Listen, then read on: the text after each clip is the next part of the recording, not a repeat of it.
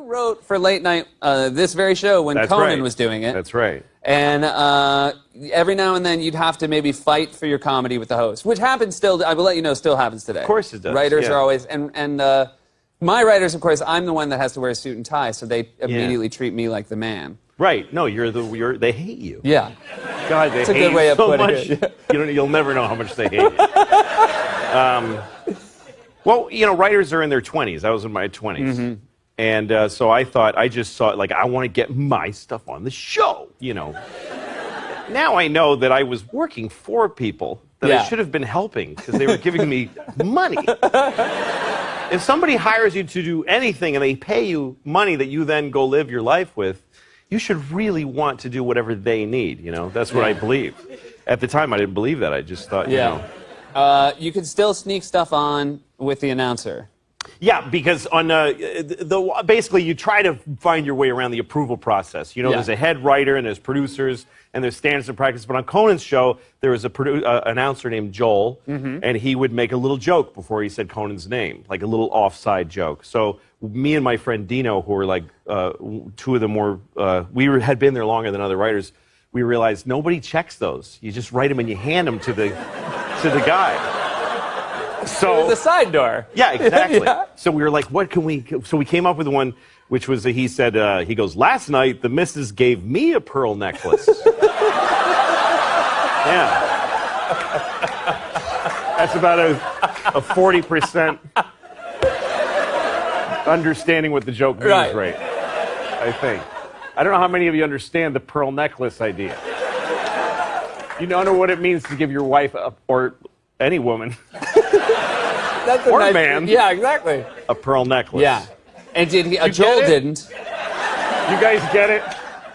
We'll throw, I'm sure they get it. We'll throw up a link down here, an internet link. Right here. And that'll explain what a pearl necklace is. It might just say the internet. Yeah. You can just find it from there. Yeah. Google pearl necklace. Yeah. You'll see a bunch of pearl necklaces and... Yeah.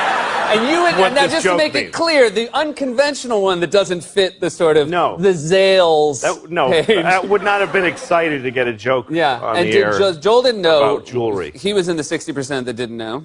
Well, who cares what he's just the guy who reads the stuff. But he was like, what is this? Just read it. He had no power. Yeah. And did you feel... But me and Dino were so excited, and we were giggling in the bathroom. I can't believe we got the joke on the air. And then the head writer was in the stall. We didn't know he was in there. And he said, what joke? And we told him the joke, and he was like, oh, well, that's a stupid joke, because he didn't get it. He didn't get it. That's perfect. Thank you. Thank you. Thanks. How you doing? Good. Nice to be here. Nice to be in Aspen. My name's Louie. I live in New York. And I like New York. It's the only city where you actually have to say things like, hey, that's mine, don't pee on that. Usually you don't need that phrase. I did something really stupid the other day. I went to buy groceries at a supermarket, and I forgot to have money. Have you ever done that? I was totally broke. And I didn't realize till the guy had bagged all my stuff and everything. And he says, $85? And I said, I don't have any money. And he's like, what, you don't have enough money? No, I don't have any money at all. And he didn't know what to do. He's like, well, you want to some of your stuff back? Is that what you're saying? Put it all back, I think. The worst thing is I didn't know how to leave. It's like, well, see you later. I had fun picking his stuff out anyway. I got a boner shop in here. Thanks, man. I always get in these embarrassing situations. Like, when you tell somebody a story, then a week later you tell them the same story again because you forgot. And by this time you've added a bunch of lies to it and you've embellished it. The other day I was telling a guy a funny story about something that happened to me, and it was true, but it didn't really happen to me. It happened to somebody else. I was just lying and saying it was me. And all of a sudden I realized that I was talking to the guy that it happened to. And he's like, that wasn't you, that was me. What the fuck is wrong with you? Oh, I thought that happened to me. Shit. So I got kind of lonely last night. I ended up calling one of those phone sex numbers. You ever call those? Like 1-900-BIG-TITS or whatever it is, 1-900-BIG-OLD-FLOPPITY-TITTIES. Those lines. You Carlin. I always end up talking to some woman who's like 55 and her name is Blanche or something, you know? It's like, I'm gonna take your trousers off very slowly. And then I'm gonna play with your balls.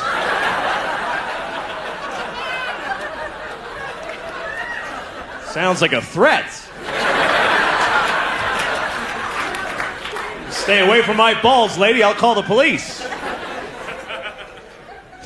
I gotta do something, though. It's ridiculous. It's been so long for me since I've had any real sex that even now when I masturbate, I don't have any point of reference for the fantasy, you know? Like now when I masturbate, I just fantasize about other times I masturbated. That's all I really have now. So. Oh, yeah, my old apartment. Yeah, that was a good one.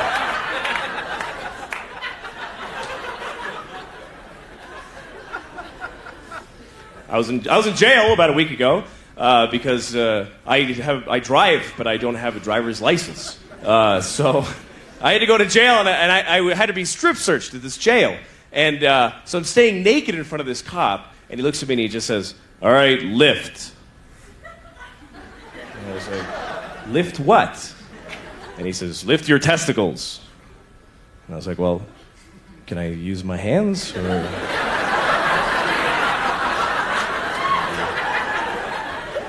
Or do you just want me to go,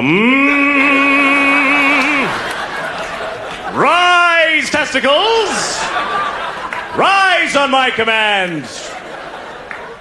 Look at my great red hairy balls and fear me! Mira mis cojones grandes y pelirrojos!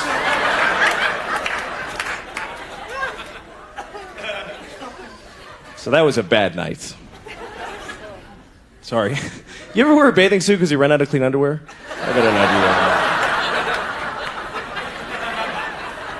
I did that once. I was on a date with a girl and I was wearing a bathing suit under my pants because I didn't have laundry. And she wouldn't have known except for I had that white string flapping outside my fly the whole time. And she's like, "What, do you have a tampon in there? What the hell are you doing? You're a loser." Yes. The other night I woke up in the middle of the night and my hand was asleep. Has this ever happened to you? Because I was sleeping like this for whatever reason. And I woke up and my shoulder hurt like a motherfucker. And I took out my hand and it was like white and I couldn't feel it. And I'm pinching it really fucking hard. I couldn't feel, I'm breaking the fingers and nothing. It was dead. So you know what I did? I put it on my penis so it would feel like somebody else. You know?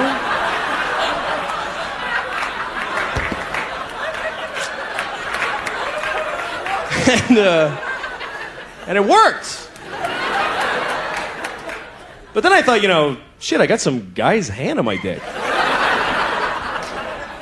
I don't want some dead guy's hand on my dick.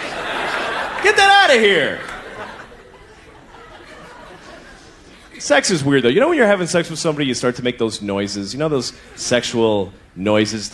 You ever feel weird about the noises you make during sex? You ever listen to yourself and go like, where the fuck did I pick that one up? What the hell was that? Because sometimes you make the oddest noises. You really get into it, you're like, woo!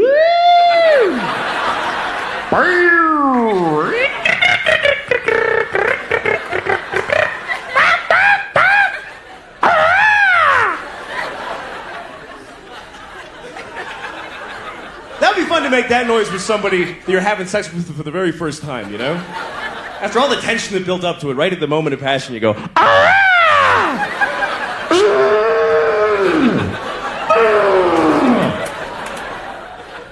just to watch their face going, shit. Fuck, man, another one. It's important to make those noises, though. They're very important because the reason we moan during sex is to guide your partner. You're there. It's kind of like a homing device, you know? It's kind of like if a woman is doing something to my nipples during sex or during a boating accident or whatever, it doesn't matter exactly when. If she's doing something to my nipples, I usually want to say to her, you're really wasting your time, honestly. You might as well be licking my wallet. There's just nothing there. Just fucking blow it off, you know? But that would be rude, you know? So you just moan less at the nipple. You just kind of do that holding pattern bullshit moan. It's like, oh, whatever, you know. And then if she starts to move lower, ha, ha, ha, yes! Genius! You know what would be fun to do one time when you're having sex with somebody? Don't make any noise at all. Just lie there perfectly still. And then right at the moment of orgasm, you just look at them and you go.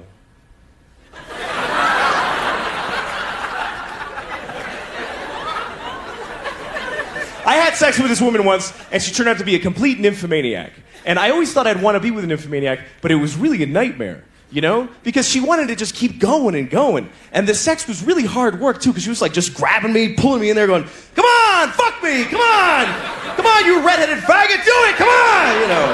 And I'm just, whoa, like a big dildo. All right, whatever, all right. So we're done, finally, and I'm like really tired, you know? And she looks at me and she goes, let's do it again. Like creepy like that, you know? Let's do it again. And I was like, all right. So we do it again. She's like, come on, fuck it, you know?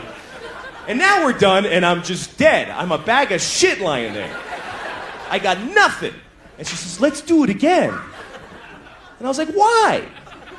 Really, I mean, we accomplished the thing. What is there, a prize? What are we doing here? So we did it again, and this time from behind, which is good for me, because I can't hide the pain in my face anymore. It's impossible.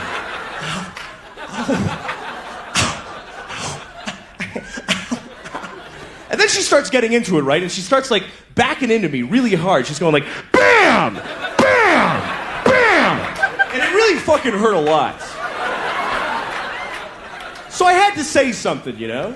So I said, hey, take it easy.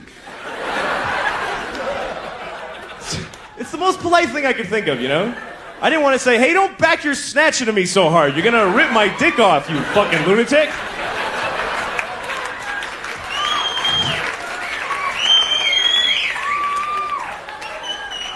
Hi, Mom.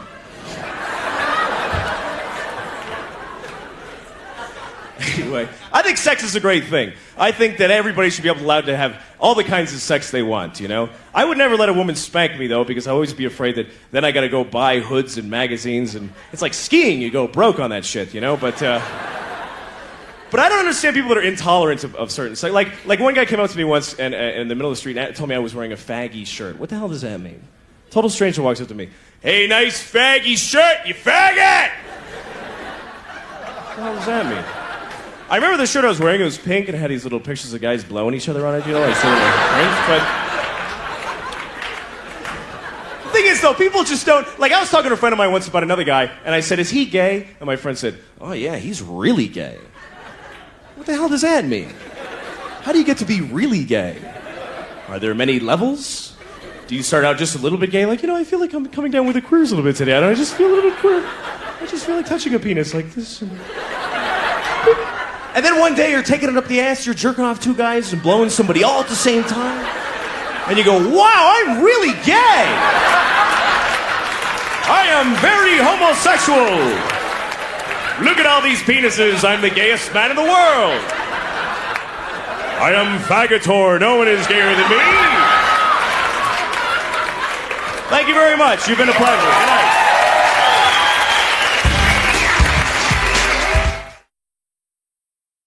I got a call today. My phone rang and I answered it. I didn't recognize the number. I said hello, and the person said, "Please hold for the president." I was like, "What?" And then a voice comes on. It sounded like the president, and he's like, "Oh, it's President Obama." And I said, "No, that's not you." And he goes, "Yes, it is." And I said, "No, there's no way the president would ever call me." So he goes, all right, we'll just hang up and call the White House and ask for me and you'll get through and maybe they'll convince you. So I said, okay, and I hung up. And I Googled the White House and I got like the main number and I called and said, hi, this guy was calling me. He said he was the president. My name's Louis. And she put me through. So all of a sudden, I'm talking to the president. And I said, well, what can I do for you? And he goes, I don't know, what's up? And he said, where are you? I said, I'm in Phoenix. And he said, I heard they're all fags there. I know.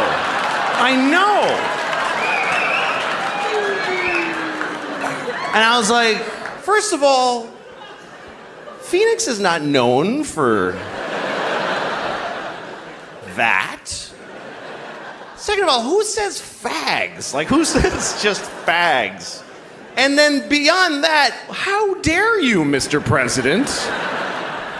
And he says, so go tell everybody who's going to believe you, you fat douche. And he hung up. I was really surprised.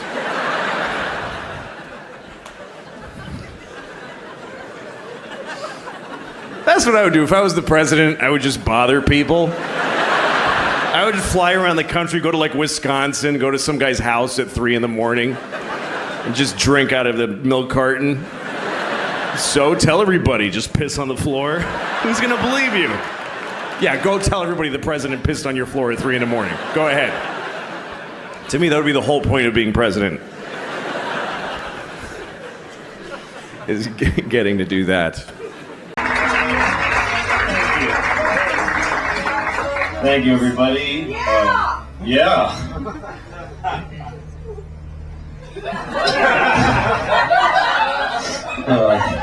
Thank you for applauding. Seriously, because I did a show where they don't applaud when you go on stage. It's called Mo Betta Mondays. That's the name of the show at the Improv, Mo Betta Mondays. It's an all-black audience. And I had done a show called Chocolate Sundays at the Laugh Factory, which is an all-black audience. And they invited me because they thought I was black because of my name, because I directed Pootie Tang, so people sometimes think I'm black. And so they invited me to the show. So I get there, and they go, oh, hi. And I look in the room and I go, oh, hi. And then we kind of stand there trying to decide, and I go, fuck it, hi. And they go, yeah, hi. All right. So I went on, and this is Chocolate Sundays at the Laugh Factory, and it was fucking great. I had a great time because nobody else is trying. They're all up there just acting cool, and I went up there and I tried, and everybody appreciated it. So then, because most comedians don't try. I'm not saying because they were black, but they were all black and unfunny. Every single one of them was black. There are far more unfunny white comedians than unfunny black ones. But every single comedian on that show was black and unfunny. Should have been the name of the show. Really. But I was white and hilarious. And also, you know, privileged and lucky to be white. To be white is fucking awesome. It is a very... everybody who's white should just wake up and go, I'm fucking white! This is great! How easy is this shit? I don't have to fucking explain myself ever. I look people in the eye with confidence. Nobody fucks with me. The police protect me. The thing is that black people, all they can hope from the cops is that they'll leave them alone. And we actually get to hope that they'll protect us. It's fucking a chasm of difference. And I'm on the greatest side of that chasm. I am on the fucking sweet side of that chasm. Just a fact, it's not a nice thing, but it happens to benefit me greatly. But anyway, I'm not gonna lie about it. Oh, it sucks being white. White people always complain about something like, oh, I don't get to say nigger. Like, oh, white people, why can't, how come they can say it to each other, but like they want to go to the Supreme Court. I should be allowed to say it somehow. It's not right. Just don't, why do you want to say it so bad? Say it. Fuck. Anyway. So, Chocolate Sunday, I didn't certainly do any of that material there. The Chocolate Sunday is great. I just talked about my kid and cars. And then I went to do Mo Betta Mondays, and I thought, I got invited to do Mo Betta Mondays, and that's where I became racist. I became prejudiced, because I said, hey, they'll love me there. Because I just thought, there's black people in that building, so the black people in that building will be the exact carbon copies. There's no way they won't laugh, because they laughed the first time. So I went, people were saying, Mo Betta Mondays is not nice. And I'm like, fuck you, just white, and I'm better. So, you know, I'm white too, but I've been there and I got laughs. And white people that make black people laugh are very proud of themselves. So I went to Mo Betta Mondays, and it's not at all even close to the same people. They're fucking suburban people in Chocolate Sundays. Mo Betta Mondays, they have the machine, and they're selling cologne in the bathroom, and people are fucking hard. And they do not clap when they bring him on stage. People go on, they go, all right, how about a hand for Joe, whatever, and then he just walks up to silence. I mean, I've never even seen that on any show in my life. There isn't just the benefit of the doubt applause. They just say, let's bring him up, and he just walks up, and the people go, yeah, okay, go. And I went on, and I didn't pay attention to the people before me because they were smart. They didn't go right into jokes. They started talking and shit. They just go, hey, yeah, all right, how you doing?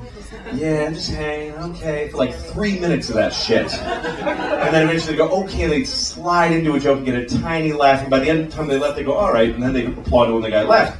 I go on and I just go, and I do a joke right away, and it gets nothing.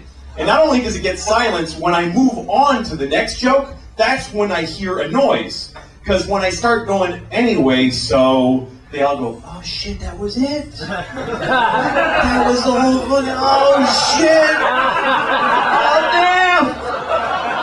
Like they didn't know the joke was over even until I started joke number 2. Joke number 1.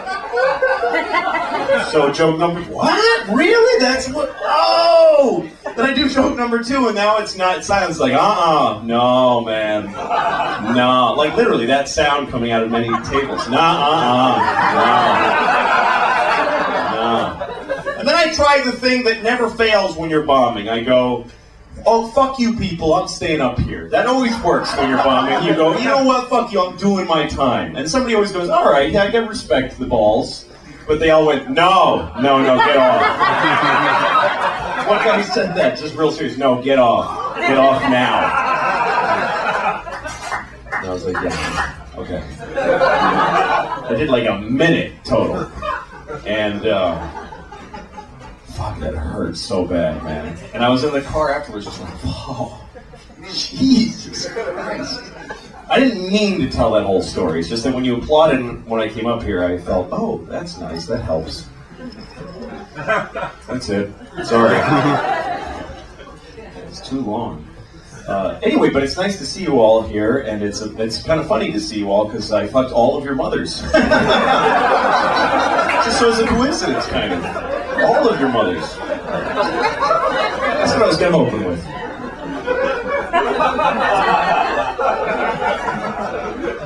I was just in Ireland, and they have these posters. In Ireland, there's an election going on, and all over Europe right now, actually, for the whatever. I don't fucking care. It's not here, so it doesn't matter. They fucking don't matter at all. So, but I'm in Ireland, and there's an election, and there's a guy whose poster says, "Stop the pedophiles." That's his slogan. Stop the pedophiles. And here's the thing, even if you're against the pedophiles, I wouldn't want my face with pedophiles all over the nation that I live in, you know? And I told that to an Irishman, and he said, you know, actually, we say pedophiles. I'm like, hey, I've been fucking kids for 10 years. Don't tell me that I think I would know.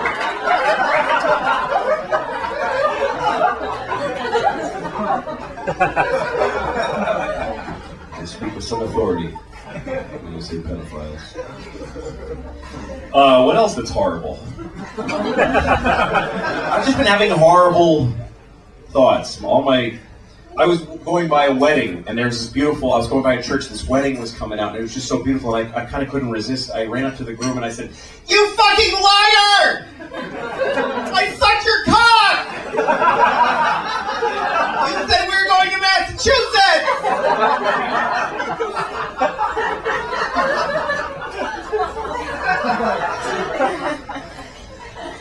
Stereotypical gay guy. Here's the thing, right? It's not cool, right, to make fun of stereotypical gay people, but there are some gay guys who talk like that. There are gay guys who wear shorts that are really tight, and then those sleeve shirts can go, you're an asshole! And those guys are silly. And they should be laughed at. Not all to say, hey, all gay people act like this is wrong, but to point out that a gay guy that acts like that is funny, it's just fucking true. They're hilarious. Hello! There are gay guys who act like that, and they're fucking ridiculous. Of course they are. It's like when you see a black guy, there are black guys who go, shit, motherfucker! That shit's funny. It's weird to talk like that. It's weird to go, no, shit! Your hand like that? That's funny. You know, and it's not wrong to make fun of Jews that they're all Jewy, you know? Anyway, that's what Jews get. Jewy.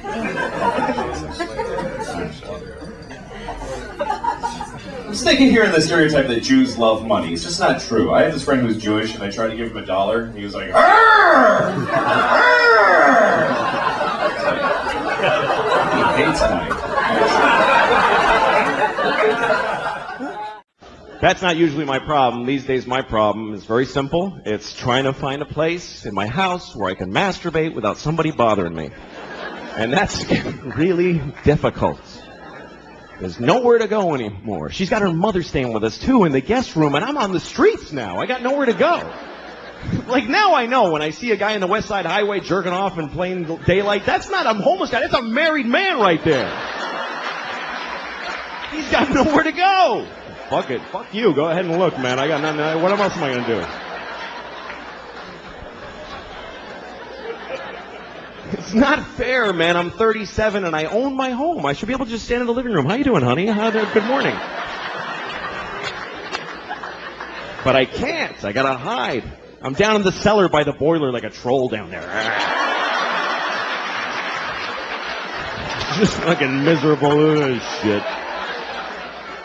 That's what it's like. Masturbation doesn't bring much joy to guys. Women seem to like masturbating. They put flower petals on the pillow. They're like, "Oh, me," or whatever, you know.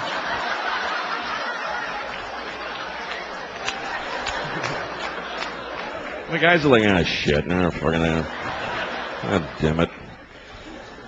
Sometimes you find ecstasy, but it's followed by the deepest self-hate and depression you've ever felt. It's an amazing drop from way up here to this, like, oh, yeah, what the fuck is wrong with me? God damn it.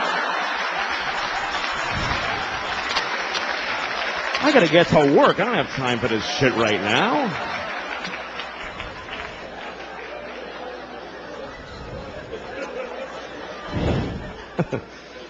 But then you get married, now you gotta hide. And you have to. You have to hide.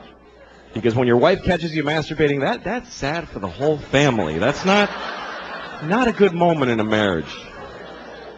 She comes in the cellar. Oh, my God.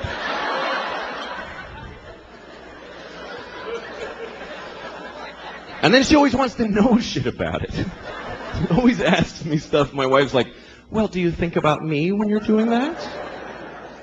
What are you, fucking high? Why would I do that?" What? I can think about anybody. That's magical. Why the fuck would I? I'm married to you. What do women really think their husbands are going, "Oh, my wife. Oh, yeah, that's fucking hot. Oh, yeah. Picking her up at the airport and getting yelled at. Oh, that's fucking hot. Yeah. Put it in the hamper, not on top, you idiot. Oh, I love when she talks like that. Yeah." And I saw a Korean Jesus. They had a Korean Jesus with the... Don't get mad.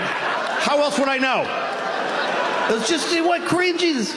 Ooh, whatever. I remember I was in a taxi, I think in New York, and the driver was Muslim, and there was a woman crossing in front of us, and he honked at her because she went after the light had turned, and she gave him the finger. And he said to me, "Do you know in my country, if a woman show you this finger, I could get out, beat her to death, and if I drive by here a week later, she'd still just be laying there." Like nobody would even clean it up. Oh, Jesus Christ. The truth is Jesus was black, but you don't see that often. Black Jesus. Hey, man, get me the fuck down from here. Whatever, all right. Airplane one time, and a married couple came on, and they had been sat separately. There was some mistake. The woman, she's supposed to sit here, she comes up to me and she says, "Would you mind moving so I can sit with my husband?" And he's behind her, he's like... And I wanted to help him, but what am I going to say to his wife? Just, "No, I won't move." So I just got off the plane. I didn't go on the trip. And it took off, and it hit the World Trade Center. So that was... You ever feel like you're gonna fart and then instead you shit on your father's face? And And everybody on the bus is like, hey, that's not appropriate. And you're like, I thought it was going to be a fart. And they go, oh, all right then. Because, look, my mom just died. She just died. That's how it works. By the way, for you young people, here's how life goes. One of your parents is going to die, and the other one is just never going to fucking die. And guess what? It's not the one you wanted. Nope. You know, people hate child molesters so much. They hate them worse than murderers or anybody else. Right. So getting caught child molesting is just, that's the end. That's the worst. It's really the end of your life in every way. Your That's friends are gone. Whatever you had is gone. Yeah. Right? So that's why a lot of kids that get molested get killed. Because it's like once you whatever got you to the moment where you molested a kid. Right. Once you hit that moment, you're like, I can't let this kid go now because I'm fucked if this kid goes home and tells anybody. So you kill the kid. Right. So the bit was that if we could hate child molesting a little less, we might get some kids back. Wow, that is a brilliant thought. If somebody could say to themselves, all right, I molest, somebody could call you and go, hey, I molested your kid. You want him back after soccer? Or do you want me to drop him off at this game? Doesn't he have any allergies I should know about? What I just said is true. Right. That if we hated child molesters less children would die. Right. I don't know what to do with that information. You don't know where to go. I don't know what to do with it. I can't make any to the right place today. Yeah, this is the place to air those kinds of thoughts. You know, like when you were in school, did you ever have when you were in school, when you were a kid, like fantasies about your parents dying so that you'd be really special in school? Like if your parents got killed, you'd go to school and they'd make an announcement, Joey's parents died today, so everybody, and all the cute girls would come up and go, are you okay? And stuff like that, which would never happen. They just walk up and you go, I'm still not going to fuck you, you faggot. That's what would have happened. And that would have I would have jerked off to that and had a better time than if I fucked them. Seriously. To me. Some Catholics believe that contraception is murder. They think if you wear a condom, if you stop a sperm from getting to an egg, you killed a possible baby. By that logic, I could say that any woman that won't fuck me is a murderer. Let me tell you, there's a bunch of murdering bitches out there. Well, FX took my series off. I don't know why. What the fuck? It's so weird. It was really successful. Yeah. And then they just made an arbitrary decision. That's weird. To just...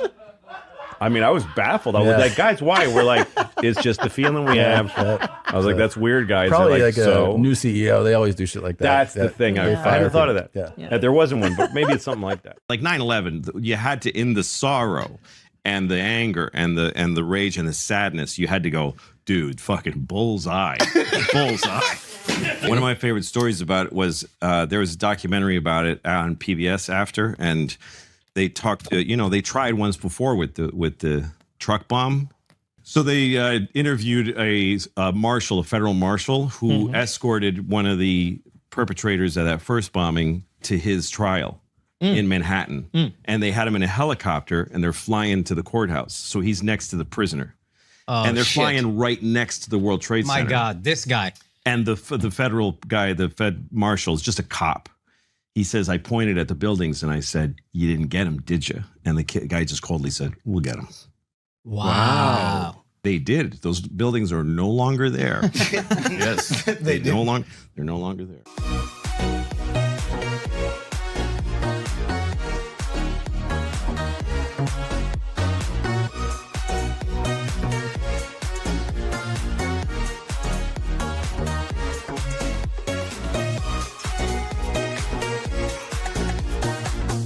People talk about, like, don't eat dolphins when they're in the tuna. Pick out the dolphins, right? You gotta pick it out, like raisins.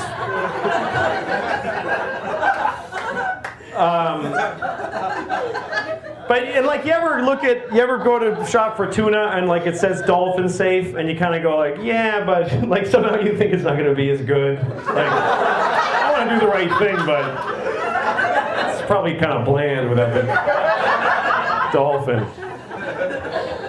But here's the thing, like, why not kill and eat a dolphin? Why not? Oh, because Well, no, I don't fucking get it. If you're a tuna, fuck you, we're eating you.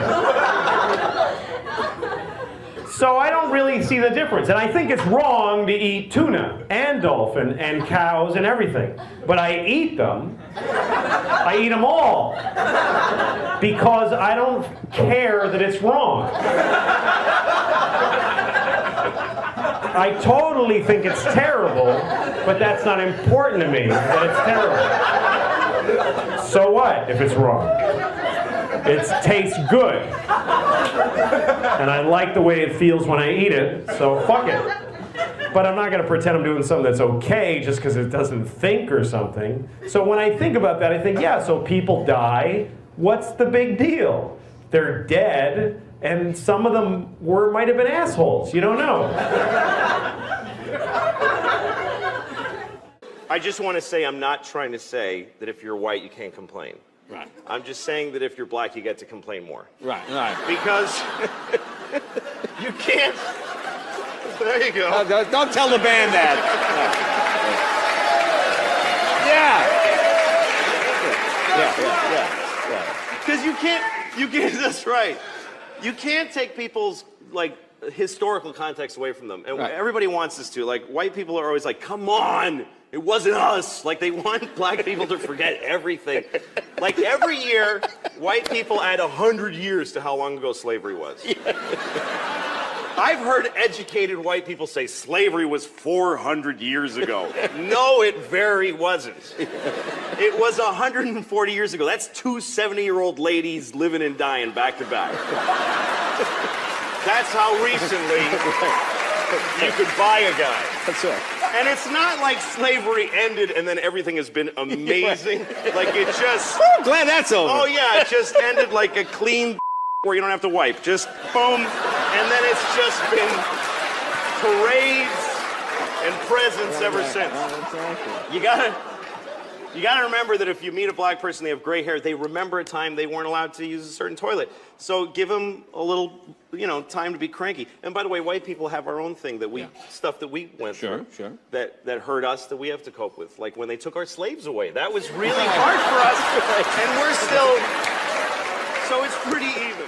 Your new show, Horace and Pete. Yeah. And what's stunning is, I've been watching this show, the people you got to be in the program, the actors are of the highest caliber. You've really got these fantastic people. Steve Buscemi and Edie Falco and I play siblings. Mm-hmm. And then Alan Alda plays our uncle. Yeah. And Jessica Lange plays our dead father's girlfriend. Right.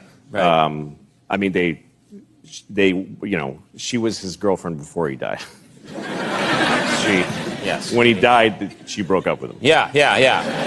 The show isn't that dark. No, she's not dating him. But, Adie Bryant, they're all great. Terrific great actors and some great cameos from people that I didn't expect to see. And one of the things that amazed me is that you got Alan Alda, who for my money, not only, I will say this, one of the nicest people I've ever met in show business, but also just brilliant. I love him in everything he does, including your show. And then I'm surprised to learn that Alan Alda was not your first choice. No, I wrote it for Joe Pesci. Like, that was in my mind was Joe Pesci in a TV show playing this guy. There he is. There's the iconic Joe Pesci. I'm not in Louis. So I wrote it, and I had his voice in my mind. And I called my manager, Dave Becky, has a special talent which he can get phone numbers of people. He can just get a phone number. You can just say to him, get me this person's phone number. Dalai Lama. He's batting 100. Yeah. 1,000. Whatever. 100's bad. Yeah. Yeah. He's batting 1,000. It's really shitty if he's batting 100. Worst. 1 out of every 10. Yeah, that's right. Dave Becky for you. Batting 100. Batting 100. He's batting 1,000. And one of them, I said to him, Joe Pesci's phone number. So he said, I'll work on it. And it took a couple of weeks, but then I got it. So I left a message for him. I said, hi, my name's Louis C.K. You don't know me. I'm a comedian. I'm making a TV show. I want to talk to you about it. So nothing. And then 2 weeks later, I get this call, hey, Louis, it's Joe Pesci. I'm like, holy shit. And I was driving, so I pulled over because I was afraid I would get in an accident from excitement to talk to Joe Pesci. Right. And he said, so I don't know who you are, Never heard of you. Really? Yeah, he goes, but a friend of mine put some stuff in front of me when I got your call. And he goes, first of all, I'm not doing your show. But anyway. He says, the first thing I saw was some stand-up. I'll tell you right now, quit that, because you're no good at that. He said that? Yeah, he said, I can tell it's something you're trying out. It's not for you. And but I saw some stuff of your acting, and it was okay. But I'm not interested in being in your show. I just thought I'd give a courtesy call. And I said, well, give me a minute to pitch you, to make you want to do it. I said, look, just let me send you the scripts. I think you'll like this part. He said, yeah, but I don't want to hurt your feelings if I don't like the scripts. And I said, well, I've been a comedian for 30 years. You can't hurt my feelings. And he goes, you're not so much a comedian as you think you are, pal. And,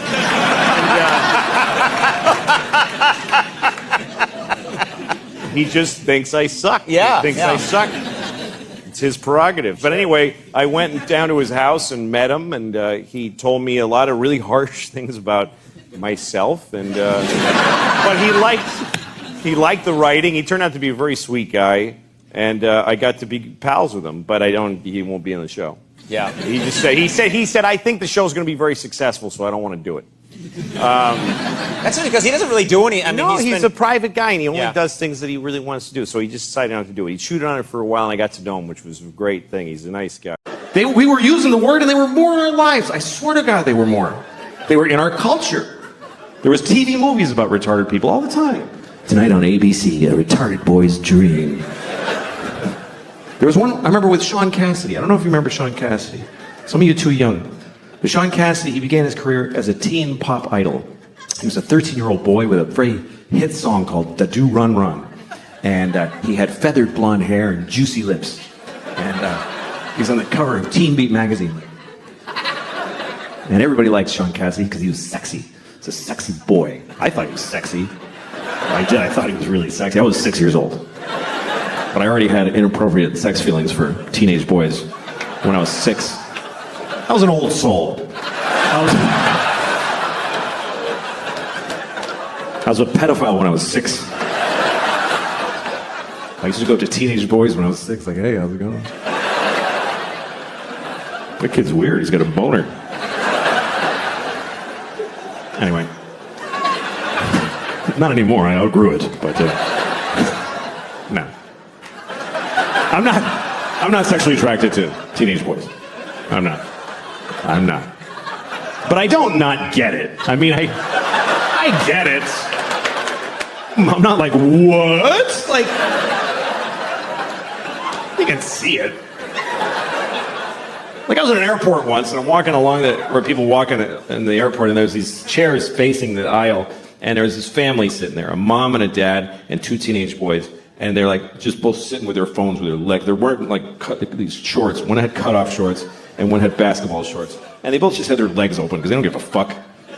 Both legs just splayed. And then just smooth, just very. And I saw it. Didn't do anything to me. But I kind of wanted to stop and go, hey fellas, let's close that shit up, huh?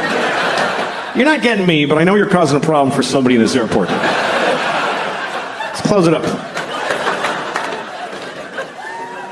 I did not say that. Otherwise, I wouldn't be here. Anyway, let's return to the comfortable subject of retarded people, shall we? So, Sean Cassidy.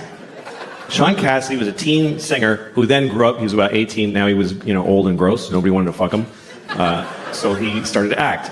And he had a movie on TV called Normal People, where he played a retarded man who wants to live a normal life. It was very inspiring, actually.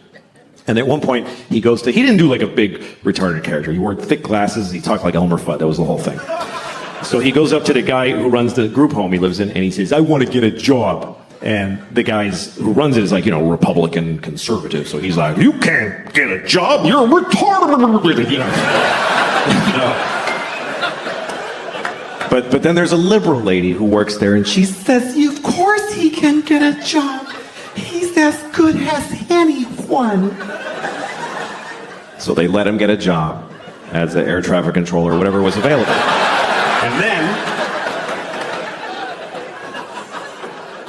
He meets a woman who's also retarded who lives at the group home. He falls in love with her. It's a very nice love story. And he says, we want to get married.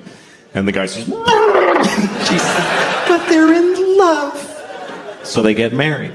And then one day he says, we want to have a baby. And the liberal lady says, no fucking way. And they just shut them down right there. And that's the end of the movie. I swear to God, that's just how it ends. And the point of the movie is just, you know, hey, there's a limit. Like, that's, I guess, what the point of it was. And that's pretty intense. But hey, retarded people were on television. We were talking about it. We were dealing with it. And they said the word retarded about 50,000 times in the movie.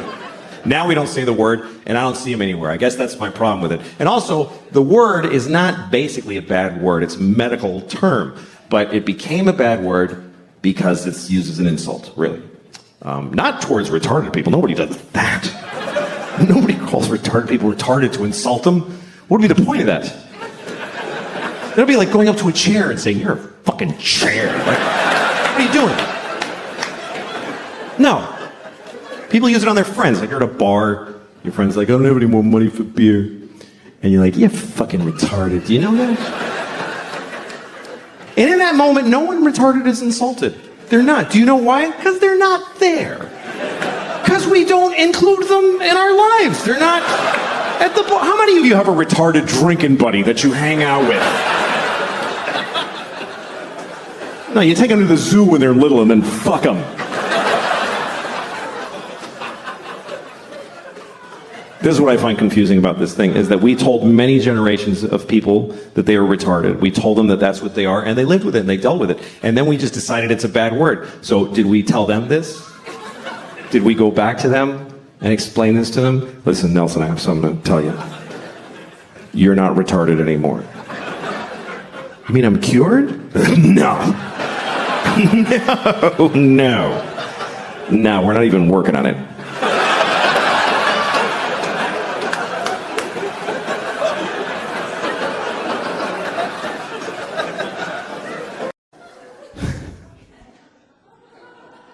I don't really have a shot with him, I think, because I just don't rate movie stars. I'm not really fucking fat. It's ridiculous. Like, I have this problem now. My pants I can't keep them they won't stay up. Because here's what happens. Okay, you get fat, and some of you skinny people won't, I don't give a shit about you. You won't get this. I hate skinny people because they don't empathize with fat guy problems. They just don't. Like, you ever have a skinny friend, you're trying to tell them, like, I just wish I could have one donut and fucking walk away. I wish I could do that. I wish I had the power to eat a donut. And your skinny friend's like, well, just eat the donut then. What's the big deal? You should totally just have a donut if you want. You should totally go ahead and have one. Just enjoy yourself and have the donut if you like that. Fuck you. You don't get it. It's a whole spiral that begins with a donut. Later I'm killing hookers. I don't even remember what happened.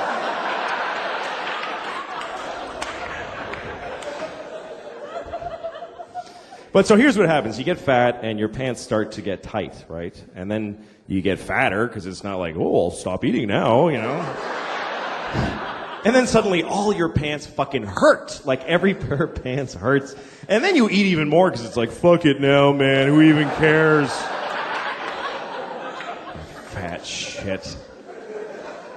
Fucking obsessed with food. I went to this fucking thing with my wife and kids where it was like the kids and their kid friends, and just a house full of assholes, you know, that have kids.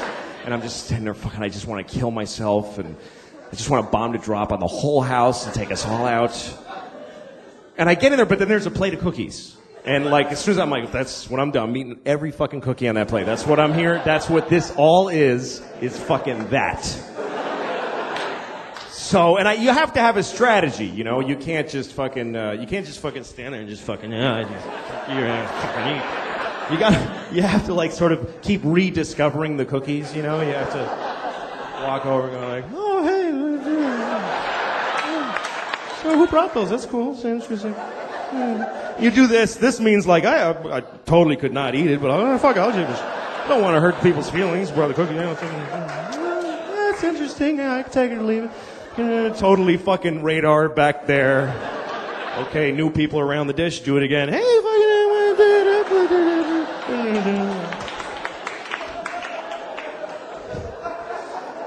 if people start noticing, you have to say something like, these are crazy. Like, I don't know what it is about them. Yeah, it's the fucking cookies. It's not you're a piece of shit that can't stop eating anything. But, so here's what happens, though. You get fat enough, though, what happens is your belly starts to push out like this, and then it pushes your pants down to your pelvis because they won't hang in the normal place anymore. And then down there, they feel loose, and you start going, hey, losing weight, all right, I'm coming down. My pants are getting loose, I am getting thinner. I ate my way through to the other side, I did.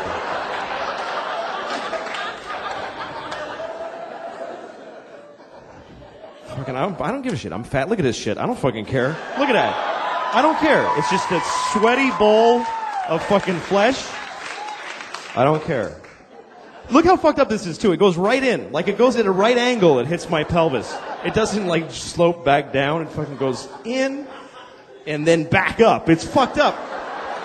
Like, when I'm in the shower and I'm scrubbing like this, when I get down there, I gotta turn in like this. I gotta actually make a turn.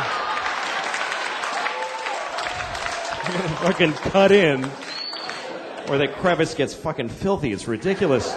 It is. It's like a theater seat. There's like fucking receipts and shit and popcorn and fucking kids' toys and oh fuck, what the hell?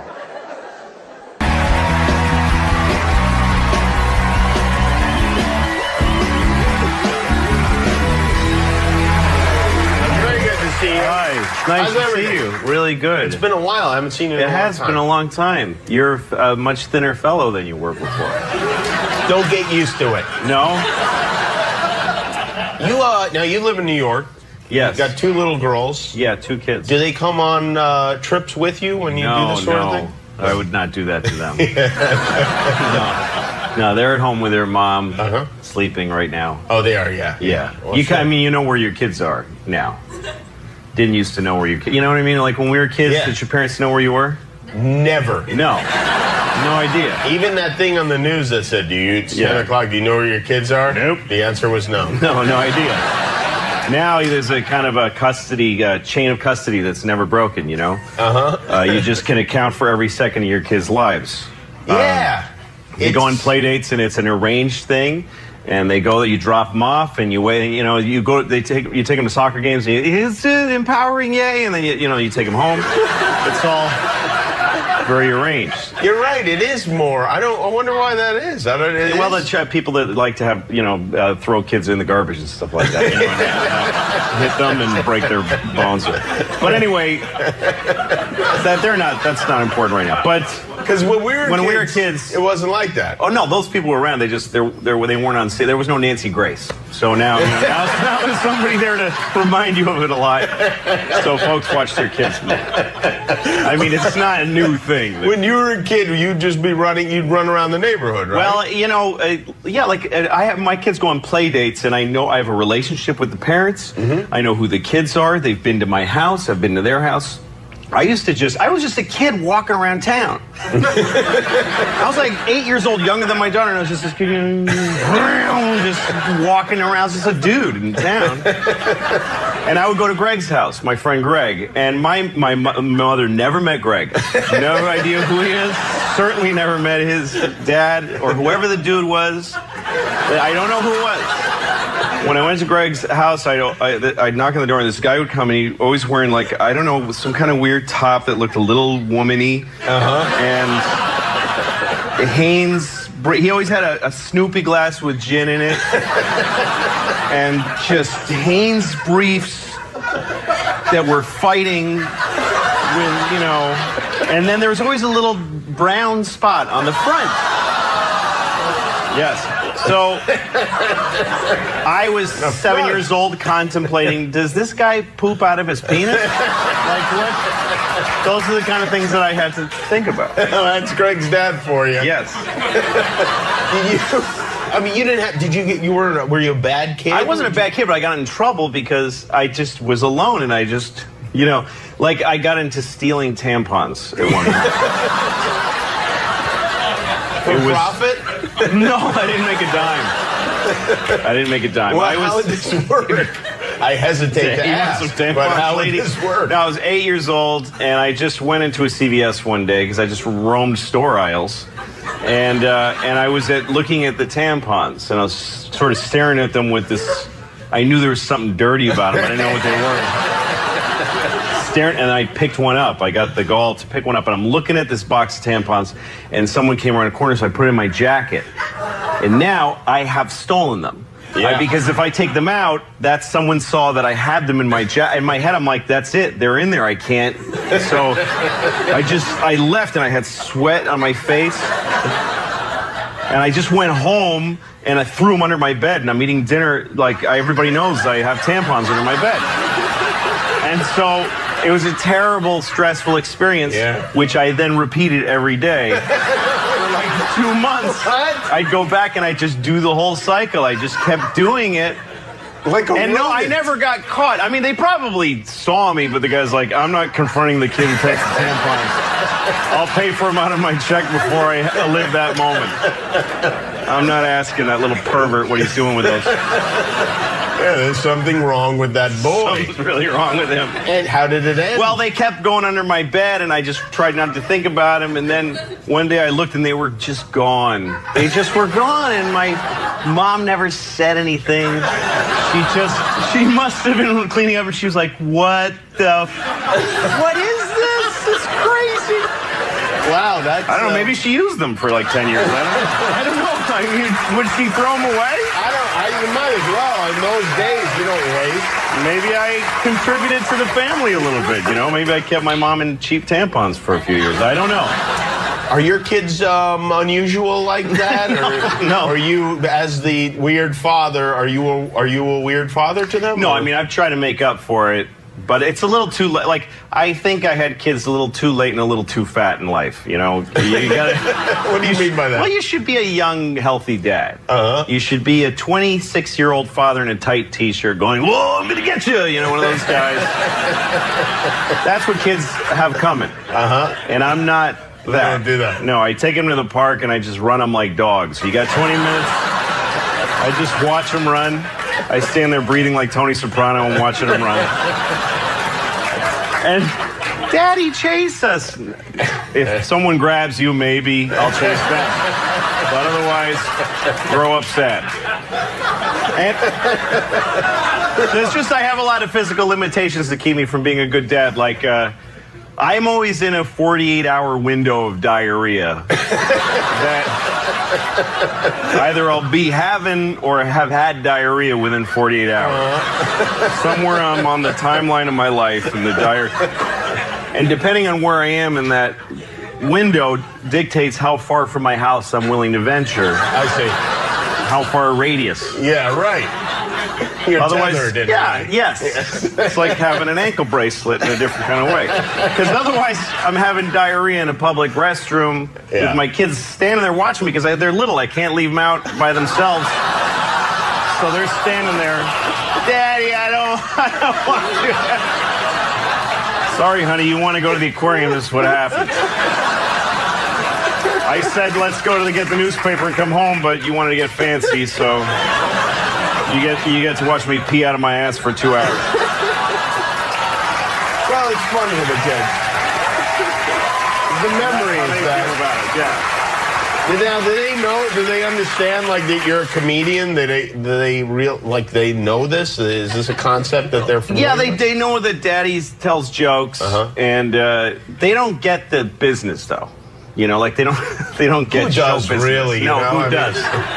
But like I had a weird conversation with my 9-year-old. We were driving on the highway. The 6-year-old was there too, but she was just, you know, sapping resources. She wasn't really contributing to the conversation.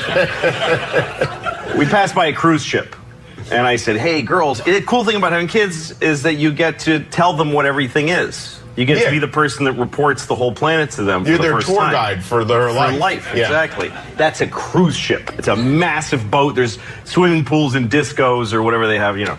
So they got excited by the idea of a cruise ship, and I said, some comedians do shows on cruise ships. And they said, do you do that? And I was like, no. Here's the thing. Comedians have a mean hatred of cruise ship comics. Yeah. It's just a mean prejudice. We call them Bodaks.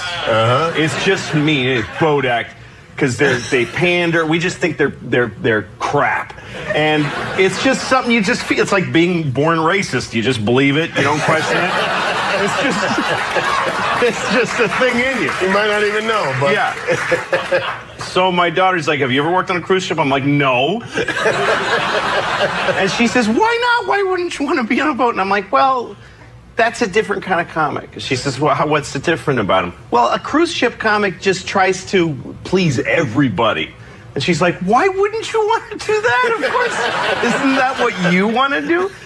Yes, but I see some things I say on stage might upset some people. Why would you upset people? That's a terrible thing to do.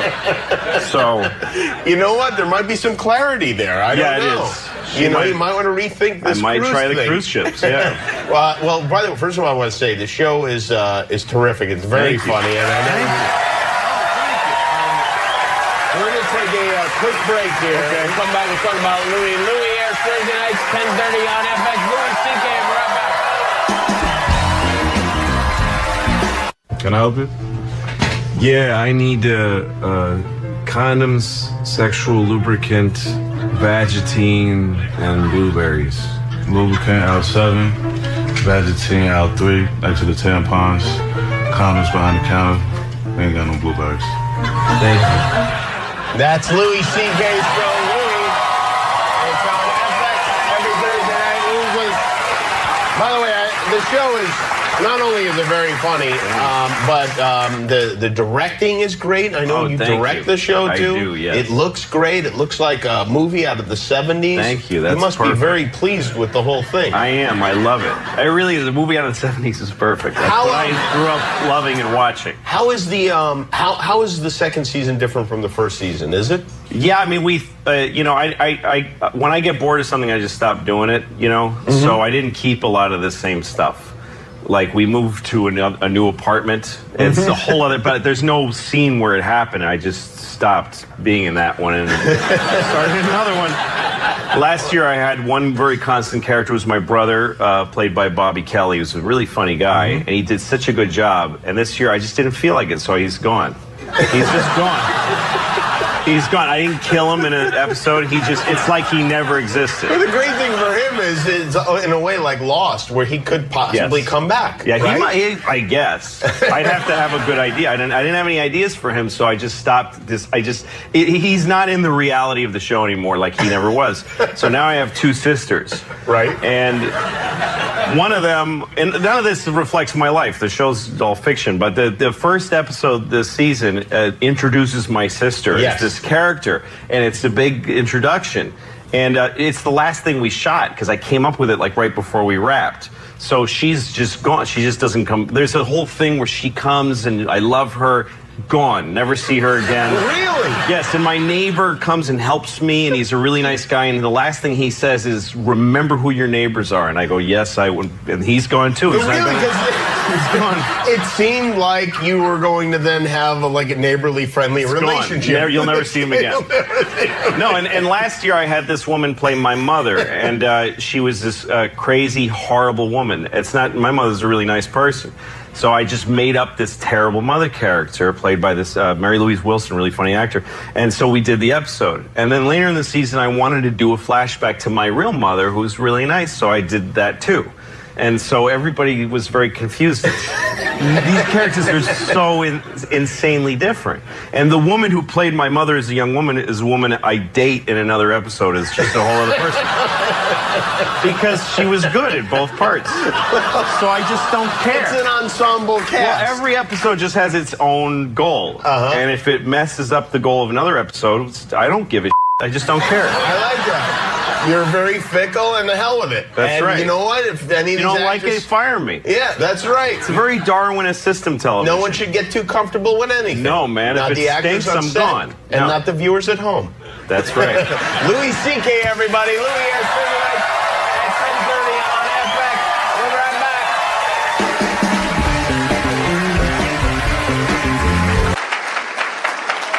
Thank you. Thank you. I'm really honored to be here. I'm happy just to be here as a ticket holder, just to watch everything that's happened, the Stiller family, and that was crazy, and Kevin, and the guy that looks like Dick Cheney at the end there, a very, very nice version of Dick Cheney. He's not a lizard, I don't think, but I think I can just tell you what George is. I'm a comedian, and I do what he did, and he was the first person I knew that I knew what comedy was. Children love to laugh, but most people that make children laugh for a living suck at it. Clowns aren't funny. There doesn't exist a funny clown. If a person was funny, they'd do comedy because you make money doing it. No clowns. There's no HBO clown specials if you make a bunch of money. So clowns suck. And kids just look at them and just go, just please stop trying to make me laugh. There's nothing worse than a person who's not funny trying to be funny, and that's what a clown is. A guy waiting for a bus is funnier than a shit clown at a kid's party. So, but kids need to laugh, so the first time you really laugh means a lot to you. And I remember my first big, like, grown-up feeling laugh, and I saw George Carlin on Saturday Night Live, and he said, what do dogs do on their day off? They can't lay around, that's their job. And something went off, and I just couldn't stop laughing. And the idea was born in my head at that moment. I want to be funny. I want to be a comedian. I didn't know that a grown person could be a comedian. That's an incredible thing to me. And I had other heroes, Richard Pryor, Steve Martin, Bill Cosby, but George was like me. He was East Coast Catholic. I had something to identify with him. And the first time I remember getting a laugh, I was in fourth grade, and they asked the class, the teacher said, there are 3 bones in the skull. Name one. And I said, the noggin. And I got a big laugh. And I thought, hey, I could do this. I could be like George. So I started doing, right out of high school, started doing stand-up. Didn't go to college, didn't pursue anything else professionally, really. Started doing stand-up. First time I went on stage, I did a minute and a half, and I bombed. It was terrible. But I wanted it so badly that I kept trying, and I learned how to write jokes. And I just had jokes, kind of funny thoughts. And about 15 years later, I had been going in a circle that didn't take me anywhere. Nobody gave a shit who I was, and I didn't either. I honestly didn't. I used to hear my act and go, this is shit, and I hate it. But I've been doing this for 15 years, and stopping now is like getting out of prison. Like, what do you do after 15 years of stand-up comedy? How do you re-enter the workforce? So I was in a really bad place. I hated my act. I've been doing the same hour of comedy for 15 years, and it was shit, I promise you. And I was working places like Chinese restaurants, and I'd do a show in a Chinese restaurant where they don't even know there's a show going to happen. They're there to eat, and all of a sudden you'd go, hey, everybody, and people are like, I'm eating. I don't want to be forced to sit in this. So I was doing a Chinese restaurant called the Kowloon in Boston, in Saugus, Massachusetts, and I was sitting in my car after the show just feeling like, this was all a big mistake. I'm not good enough. And I felt like my jokes were a trap. And I listened to a CD of George talking about comedy and the workshopping it and talking about it seriously. And the thing that blew me away about this fellow was that he just kept putting out specials. Every year there'd be a new George Carlin special, a new George Carlin album. They just kept coming, and each one was deeper than the next. And I just thought, how can he do that? And it made me literally cry that I could never do that. I was telling the same jokes for 15 years. So I'm listening, and they ask him, how do you do all this material? And I'm like, and I hear him, and he says, well, I just decided every year I'd be working on that year's special. And I'd do the special, and then I'd just chuck out the material. And I'd start again with nothing. And I thought, that's crazy. How do you throw away? It took me 15 years to build this shitty hour. If I throw it away, I got nothing. But he gave me the courage to try, and also I was desperate. What the fuck else was I going to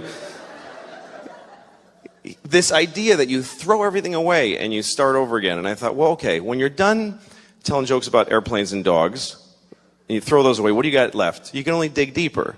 start talking about your feelings and who you are. And then you do those jokes and they're gone.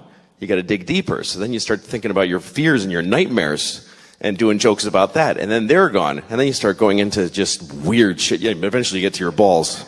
But there's a whole... It's a process that I watched him do my whole life, and I started to try to do it. And I started to think, because he says whatever he wants. What do I really want to say that I'm afraid to say? And at the time I was a father. I am still a father. But at the time, I didn't take off yet. The jury's out. My oldest is 8. I could still split. So far, I'm still there. I was having a hard time being a father. And I wanted to say it on stage. And one night I thought, okay, forget all the old jokes. I'm going to start again. And I thought of the first thing. I said, I can't have sex with my wife, because we have a baby, and our baby's a fucking asshole. It's just what I was feeling, and I said it. And the audience went, whoa! And I thought, oh, I'm somewhere new now. And I said something like, I never used to get babies in the garbage, but now I understand it. And they did that. And I thought, I'd rather have that than the shit tepid laughter for my 15-year-old jokes. So I started going down this road. And he was always the beacon for me. Always, this guy. He always gave me the courage. He says, the line that Kevin quoted, where he said people that abortion rallies are usually anti-abortion rallies are people who wouldn't want to fuck in the first place. He opened a special with that at Carnegie Hall. He comes out on stage, you have to watch it, and he doesn't milk the crowd for applause. They're applauding, and he goes, they're all going, George, and he goes, yeah, I got to get this out. You ever notice the people, anti-abortion rallies are people who want to fuck in the first place? And most comedians would do a good half an hour of really sweet material and couch that joke in but he just had to get it out there. So he set that example for me, and that's the way I've done my act. And since then I've done 3 comedy specials, and I've started down the same road. It's been a massive change for me. I feel every year I've got something to work for. I'm doing exactly what he taught me to do, and on stage I feel a courage to say what I want to say because of this guy. And anyway, a few years ago, I was about to tape my second stand-up special, and he was taping the same night in LA. He taped his last special on the same night that I taped one, and I remember feeling like, this is amazing that I do what this great man does, and that we do it in the same way. And he died, and he kicked me in the balls when he died. It really hurt. And then I remember that, and I don't want to be doing this, I'm sorry, but later I was at it doesn't matter, and my phone rang, and it was his daughter, it was Kelly. And I have 2 kids, and they're girls. So I thought, he's got a daughter, and his daughter's calling me. And I know what it means to have a daughter, because I have 2. And she's calling me and asking me to come and say something about what he meant to me. So that was a big moment for me. I'm very proud to do what George did. I know I was supposed to close funny, but I'm not good at doing stuff that isn't my act, so I'm sorry. But he was a great man, and anything that ever happens to me that's good is due to this guy. And I can tell you, because I do what he did, that it was really hard to say the shit that he did, and that it took a lot of courage. It was difficult. So thanks for coming and honoring him, and thanks for having me.